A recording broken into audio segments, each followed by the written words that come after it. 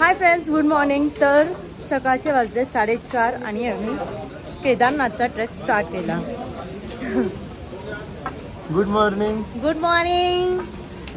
तर आता आमचे जेवढे लोकांचं पटकन आवरलंय आम्ही निघालोय, कारण की आम्हाला लवकरात लवकर पोचायचं आहे मंदिराच्या इथे. सो आम्ही लवकर निघालो कारण की आम्हाला आरती अटेंड करायची आहे. तर आम्ही ट्राय करणार आहे लवकरात लवकर रस्ता कव्हर करायचा. तर आता निघालोय. हे बघा, इतका अंधारात निघालोय. आणि असे नाही की आम्हीच आहे, भरपूर लोक, काय लोक तर रात्रीच ट्रेक करायला सुरू करतात, कारण की ॲटलिस्ट दुपारपर्यंत तरी ते पोहोचतात. आता काही लोक म्हणतात 22 किलोमीटर आहे, काय बोलतात 24 आहे, तर कन्फर्म नाही सांगू शकत किती आहे. सो जेव्हा तुम्ही केदारनाथला येत असेल, पहिलं तुम्ही टॉर्च कॅरी करा, कारण की जर तुम्ही सकाळी निघत असेल तर खूप अंधार आहे. मी दाखवते. बघा, काही नाही, रोड्स खूप, जिथे लाईट्स आहे तिथेच रोड दिसतात ते, नाही तिथे आपल्याला काही दिसत नाही. आणि दगडी आहे आणि रस्ता तर खूप असा वर खाली आहे. तर निघताना प्लीज तुम्ही ट्राय करा की टॉर्च मेन आहे खूप. तर इथे लिहिलं आहे केदारनाथ 15 किलोमीटरवर आहे, आणि खरं 15 किलोमीटर खरं असेल 15 किलोमीटर्स. तर म्हणजे आम्ही 5 किलोमीटर कवर केले, अजून 15 करायचं आहे. आणि भोलेनाथचा आशीर्वाद आहे, आम्ही करू शकणार हे मनात ठेवून चाला. घाबरू नका. जितके तुम्ही घाबरेल तितकं तुम्ही पॅनिक होणार. चालत जायचं, नामस्मरण करत जायचं, काही टेन्शन नाही. मेन हे खच्चरपासून जपून.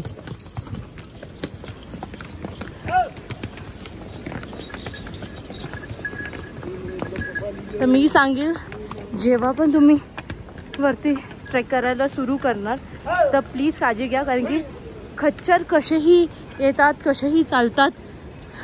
तुम्हाला ॲक्टिव्ह राहण्याची गरज आहे, कारण की ते तर चालणार कसेही चालायचं म्हणून. सो स्वतःची काळजी स्वतः घ्या. आणि मला खूप बरं वाटतंय की मी 5 किलोमीटर चालली आहे.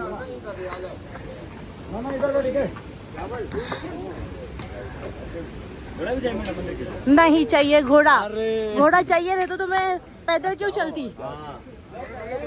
तर इथे छोटे गाव पण आहेत, 4 गावं लागतात असं ॲज पर मला माहिती आहे. जाता जाताना 4 गाव लागतात. भैया 4 गाव लगता है ना चलते चलते. हां,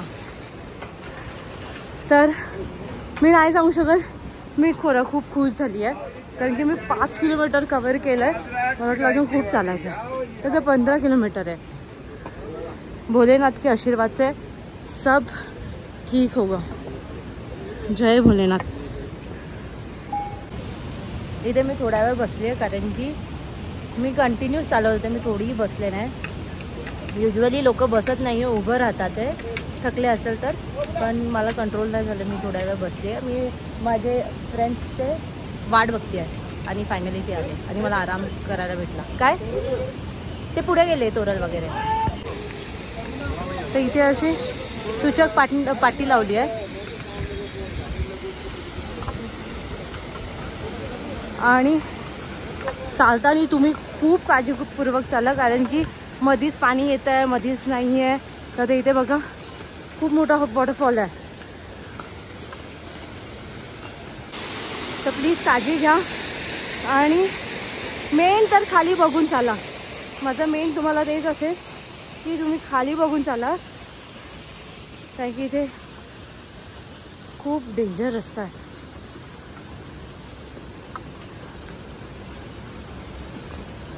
अभी 23 है, मतलब अभी हमारा 23 बाकी है. हमने 3 किलोमीटर ये किया, ट्रैक करके आगे आए हैं. तो आई फील लाइक उधर तो नीचे 15 लिखा था यार. ये लोग पुराना रास्ता है जो 2012 में जो हुआ थी ना सुनामी. हाँ, तब सीधा रास्ता था. ओके. दूसरे पहाड़ पे घूम के जाता. तो अच्छा. ज्यादा बढ़ गया.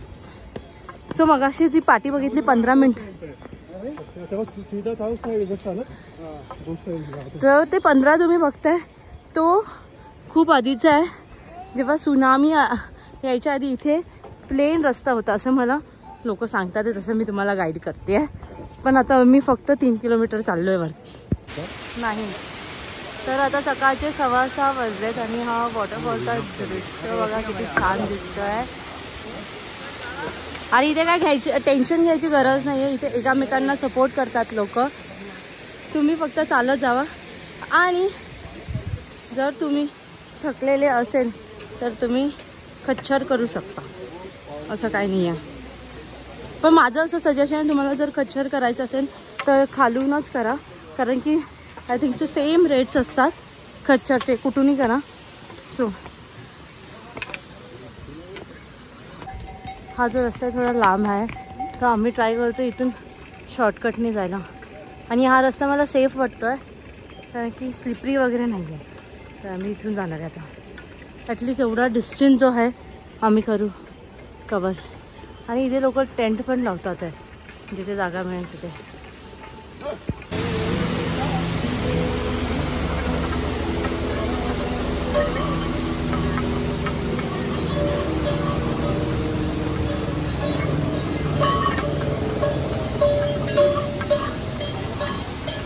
सो आम्ही आता भीमबलीला पोहोचलो है. सर जी अभी कितना देर है पहुंचने के लिए केदारनाथ? आप कैसे चल रहे हो तो उस हिसाब से बताओ ना यार. 11 किलोमीटर है. 11 किलोमीटर और दूर है हम लोग यहाँ से. 6 किलोमीटर नीचे से अभी सिर्फ 6 किलोमीटर हमने किया है. टाइम कितना हो रहा है? अभी टाइम हो रहा है 8:30 बजे. तो कितने बजे तक पहुँचेंगे? 3 घंटे में 3-4 घंटे में तो यहाँ पहुँचे 5-6 किलोमीटर पे. अभी 11 किलोमीटर पे लगा लो. चढ़ाई तो अब आगे से हल्का हल्का. और 5 घंटा मिनिमम लगेगा. और 5 घंटे के बाद हम पहुँचेंगे केदारनाथ. 5 घंटा मिनिमम.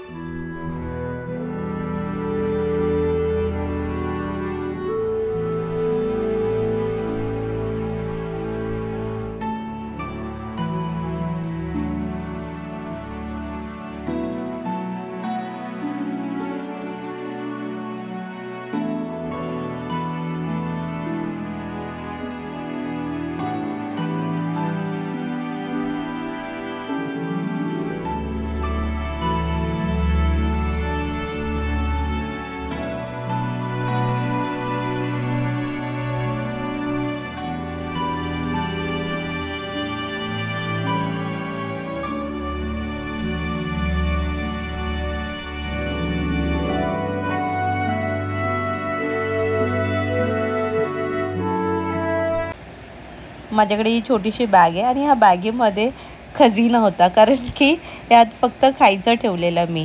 ड्रायफ्रूट्सचा लड्डू, चिक्की, परत शेंगदाण्याचा लाडू, असं पौष्टिकच ठेवलेलं. कारण की मी फुल ट्रेक हेच खाऊन केला आहे. मी काही एक्स्ट्रा खाल्लं नाही आहे. पराठा नाही खाल्ला आहे.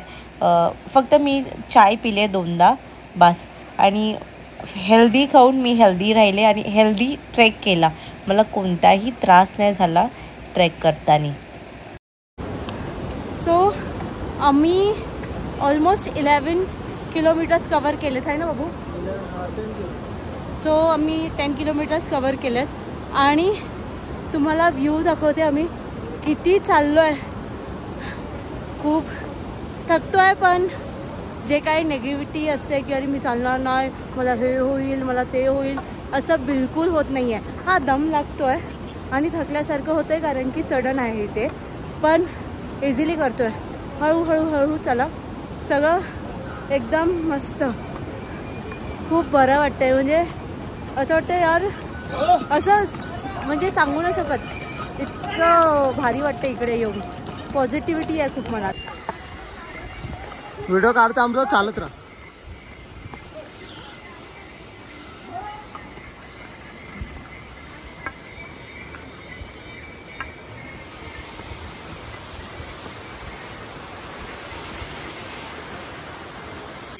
सो केदारनाथ पोचायला 6 किलोमीटरच बाकी आहे आणि व्ह्यू खूपच छान आहे. आता रिमझिम थोडा पाऊस सुरू झाला आहे. तर हा जो मुलगा आहे त्याने फुल ट्रेक कंप्लीट केलं आहे. खालून चालत आला आहे. थोडा वेळ थांबत आला आहे, पण म्हणजे हॅट्स ऑफ आहे त्याला, कारण की एवढूसा छोटा मुलगा, कितने साल का, 4 साल का, ओ बेटा थक गए आप, अरे काय बोलत नाही आहे, पण तो 4 वर्षाचा आहे आणि त्यांनी पूर्ण ट्रेक कंप्लीट करतोय, मानायला पाहिजे. त्याच्या डॅडनी त्याच्यासाठी पिट्टू ना इसको बोलते, तेही ऑर्डर केलेलं, सॉरी ऑर्डरच होते. सो त्याच्या डॅडनी त्याच्यासाठी पिट्टूही घेतलेला, बट नाही, तो बोलला मला चालत जायचं आहे. भाई मोटिवेशन घ्यायचं अशा मुलांकडून, चालतोय.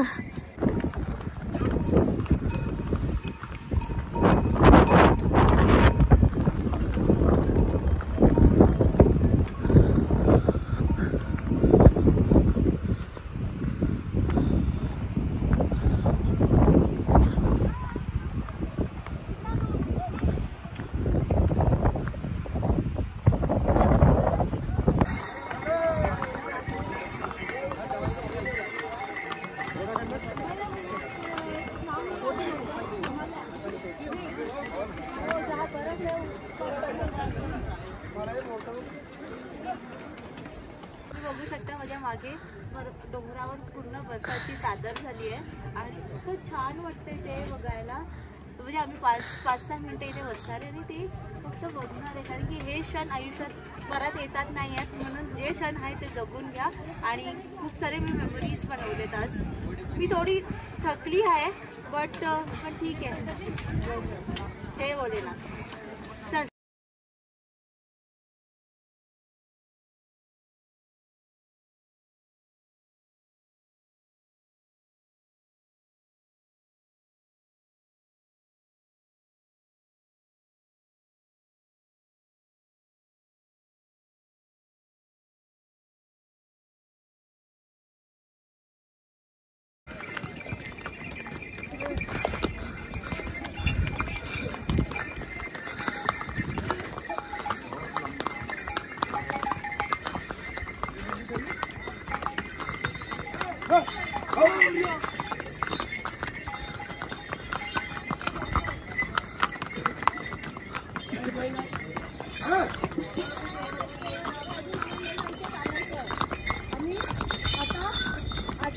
आता तुम्ही बघू शकता माझ्या मागे किती सुंदर व्ह्यू आहे. आणि आम्ही एकदम खालून म्हणजे एकदम टोकावरून आम्ही इकडे चालत आलो आणि इथे थंडी आहे, पण हवा खूप शुद्ध आहे इथली आणि बरं वाटतंय. थोडे हात वगैरे जरा लाल झाल्यासारखे आहेत, पण ठीक आहे. पण येताना तुम्ही काळजी घ्या, पूर्ण टॉप टू डाऊन म्हणजे डोक्यापासून ते पायापर्यंत फुल पॅकिंग या, कारण की इथे कधीही टेम्परेचर बदलत आहे, कधी थंडी कधी गरमीसारखी होतं. बट मोस्टली तुम्ही फुल कवरअप करा तुम्हाला, कारण की थंडी सांगता नाही, कधी वाढती आहे कधी कमी होते आहे. सो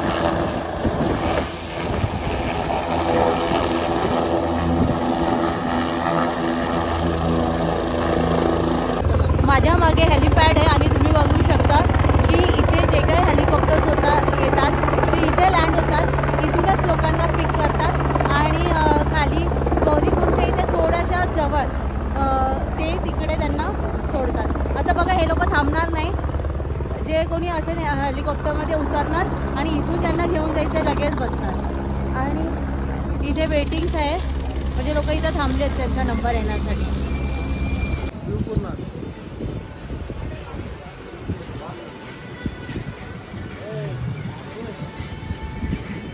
सो इथे जवळच आम्ही रूम बुक केलेला आणि आमचा मित्र आमचा वेट करतोय.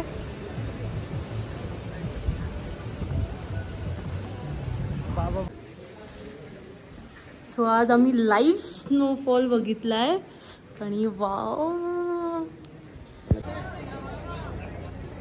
सो मी स्वतःला लक्की समजेल कारण की केदारनाथला आम्ही जसं आलो आणि तसा स्नोफॉल झालाय. तुम्ही बघू शकता की हा बारीक बारीक स्नोफॉल होतोय आणि ते मंदिर आहे आणि इथे जे दिसतं याच्या मागे आमचा स्टे आहे. आणि मगाशी तुम्ही बघितलं सगळीकडे हिरवगार होतं, आता तुम्ही बघा सगळीकडे स्नोचा व्हाईट चादर झाली आहे.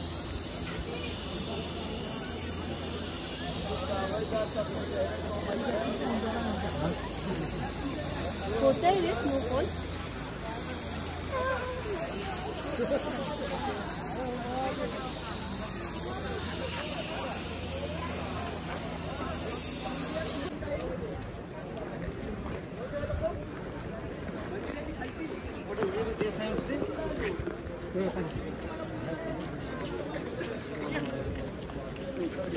एक चीज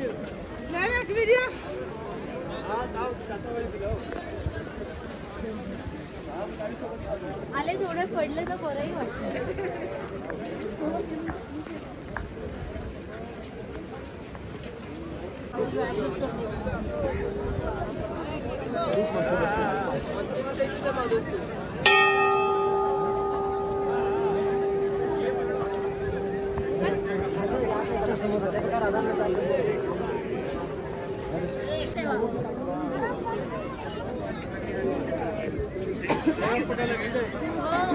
खाली जाऊ.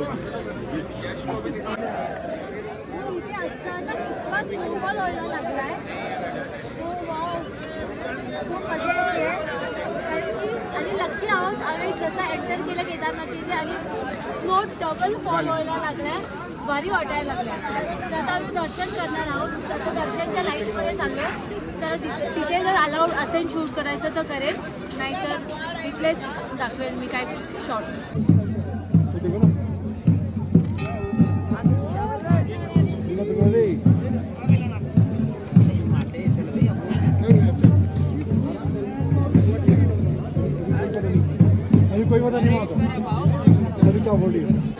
सो आता तुम्ही जे बघितलं ते दुर्गा माताचं पालखी होती आणि ते केदारनाथचं दर्शन घेऊन ती तिच्या मंदिरात जात होते. तर आणि मला आपल्याला ते दर्शन बघायला मिळालं आहे व्हिडिओ थ्रू आणि मलाही मिळालं आहे. थँक्यू. आज मी खरं खूप अशी लकी आहे. काय काय गोष्टी ना होतात ते वेळेसोबत. अचानक स्नोफॉल, एवढा दिवस स्नोफॉल नव्हता. जेव्हा मी मंदिराच्या पाशी पोचले मी खूप इमोशनल झालेले कारण की आजपर्यंत मी मंदिर फक्त रीलमध्ये बघितलेलं आणि जेव्हा रीलमध्ये बघत होते माझी खूप इच्छा होती केदारनाथला जायची आणि ती पूर्ण झाली. खूप मी एक्सप्रेस करू शकत नाही हा मुवमेंट माझ्यासाठी.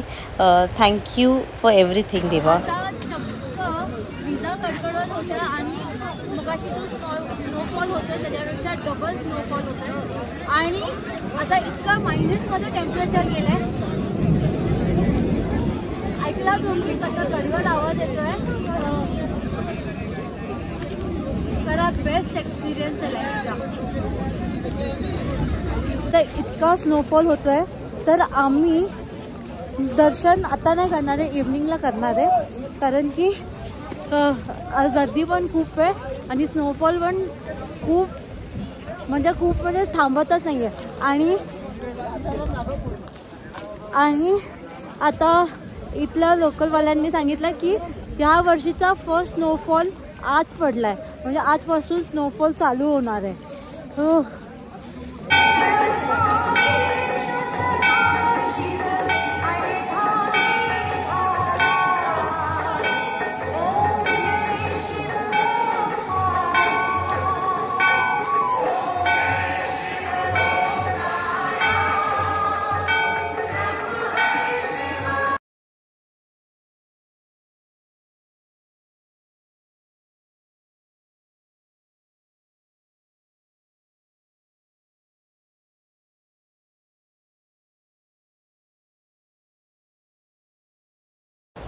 सो तुम्ही बघताय हा आहे भीमशिला पत्थर.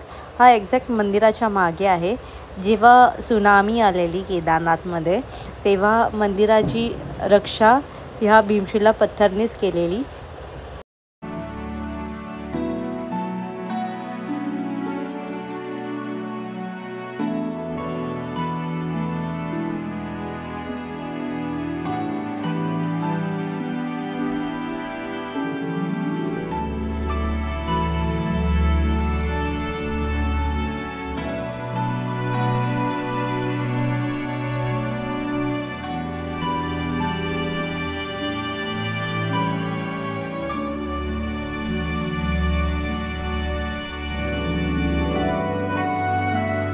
तो आता वाजले आहे 8 आणि आता आम्ही निघालो आहे गौरीकुंडसाठी. खूप पाऊस आहे तर मी काही शूट करणार नाही आहे. तर खूप छान दर्शन झालं आणि हर हर महादेव.